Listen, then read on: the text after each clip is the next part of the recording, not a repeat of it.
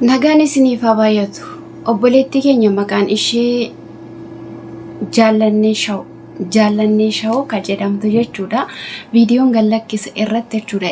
Gaddaa viidiyoon gallakkise irratti haala gaafiif deebii macaafa qulqulluu ilaalchisee koomentii akkas jedhu naaf laatte jechuudha. Yaanni kee gaariidha, Waaqayyo isaa eebbisu. Garuu kana booda viidiyoo yeroo hojjettu Gaafii isa qofaa nu gafadhuu, Deebbii Nutuu Deebisaa, viidiyoo ittaanutti immoo deebii nuuf qabadhuu kootu ka jettu naaf laattee jechuudha. Kanaaf anis jechuudha akkuma yeroo darbee yaada isin keessa jiru naaf qoodaa akka isin barbaadanitti anis immoo isiniif qopheessuuf qophii xumuree jira. Kanaaf jechuudha guyyaa har'aa gaafii macaafa qulqulluu kunoo daftara irratti ofii koon barreesse jechuudha. Dura ofumaan viidiyoo bilbila irratti hojjedha. Gaafii isaas deebii isaas jechuudha. Amma ani kallattiimaan gaafii isa bichaan isinii qopheesse, isin immoo deebii isaa koomentii jalatti naa keessuu jechuudha. Marsaa itti aanutti immoo deebii isaa isinii qabadheen dhufaa, ofuma keessan jabaadhaa, of madaalaa akkasuma immoo jechuudha.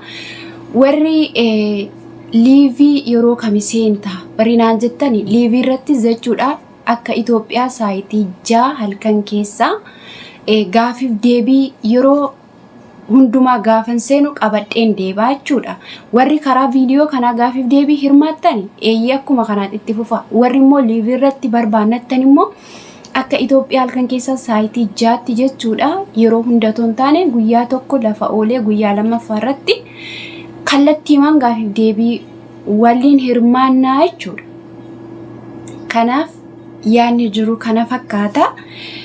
Gaafii isin gaafadhu kana seeraan dhaggeeffadhaa. Waaqayyo sinaa eebbisu. Hamma dandeessan jechuudha. Deebii isaa koomentii jalatti naaf qoodaa. Waaqayyo baraa fi jireenya keessa naa eebbisu. Gaafii tokkoffaan akkas jedha. Akildaamaa jechuun maal jechuudha jedha. Filannoodha. Akildaamaa jechuun maal jechuudha?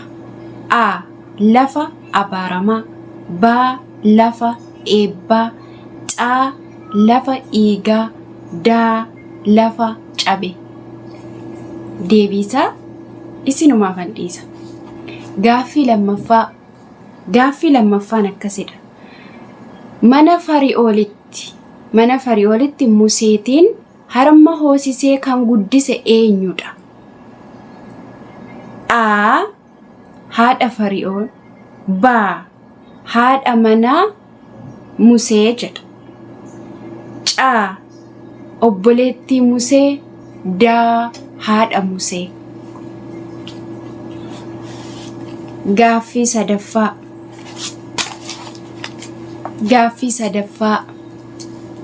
Gaafii sadaffaa. Yesuus yeroo cuuphame hafuurri qulqulluu bifa maaliitiin irra qubate? Yesuus yeroo cuuphame hafuurri qulqulluu bifa maaliitiin irra qubate? A. Bifa buubbeedhaan. C. Bifa abiddaadhaan. B. Bifa abiddaadhaan. C. Bifa qilleensaan. D. Bifa gugeedhaan.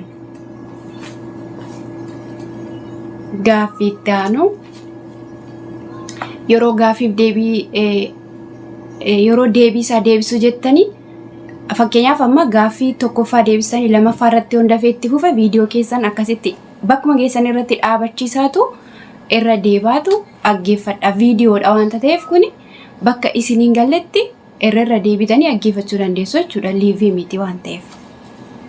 Gaafii arfaffaa. Geediyoon ijoollee meeqa qaba? Geediyoon ijoollee meeqa qaba? A. 12. B. 70. C. 7. D. 5.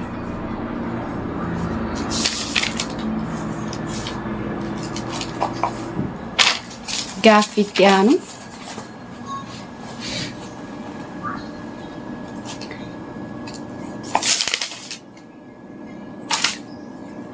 Gaafii shanaffaa geenyeerra. Gaafii shanaffaan akkasidha. Dubartittiin Simpsoniin dogoggorsite eenyu jedhamti? Dubartittiin Simpsoniin dogoggorsite eenyu jedhamti? A. Dinna, B. Raaxel, C. Diliila, D. Elizabeth. Gaafii jaffaa.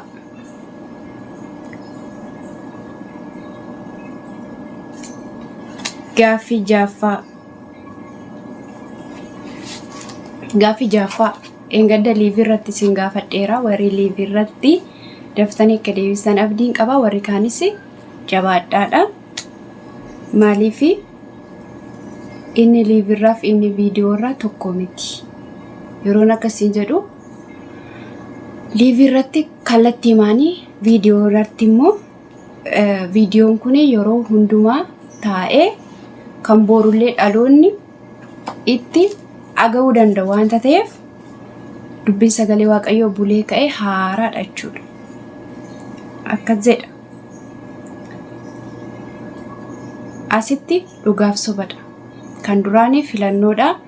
Gaafiin amma immoo gaafii dhugaaf sobaati.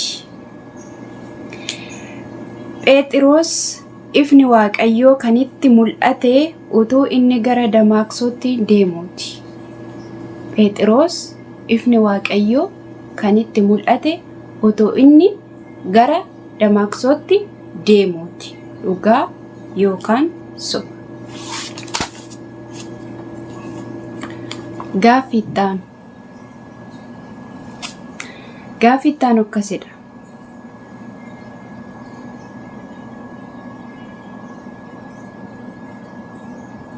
Dhugaamaaf sobadha. Maasaraan Iyarkoo guyyaa 7 erga naanna'anii booddee amantiidhaan kufe. Maasaraan Iyarkoo guyyaa 7 erga naanna'anii booddee amantiidhaan kufe. Dhugaa yookaan soba.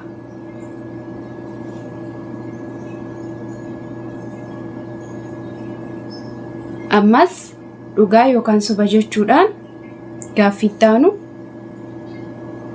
gaafii 9ffaarra geenyeerra akkas jedha. Bakki Yesuus itti fannifame Golgootaa jedhama. Bakki Yesuus itti fannifame Golgootaa jedhama. Dhugaa yookaan soba.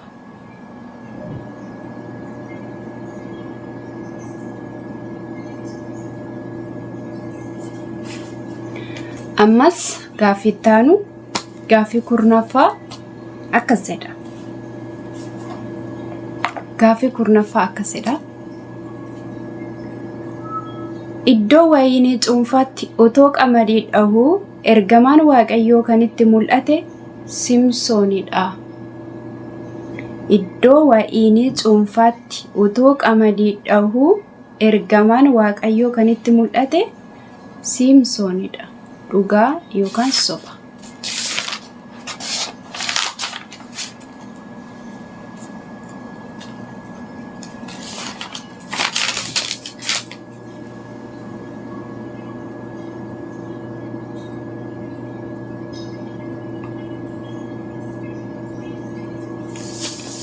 Gaafii dhumaa filannoodha.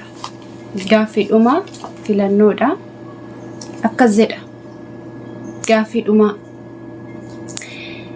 Yoosef qalqala Biniyaamii keessa maal akka taa'u ajaje? Yoosef qalqala Biniyaamii keessa maal akka taa'u ajaje? A. Waaqa tolfamaa. B. Qarshii. C. Meetii. D. Xoofoo. Irraan isinii deebi'aa. Yoosef qalqala Biniyaamii keessa maal akka taa'u ajaje? A. Waaqa tolfamaa. B. Qarshii. C. Meetii. D. Xoofoo. Gaafiin keenya guyyaa har'aa kana fakkaata.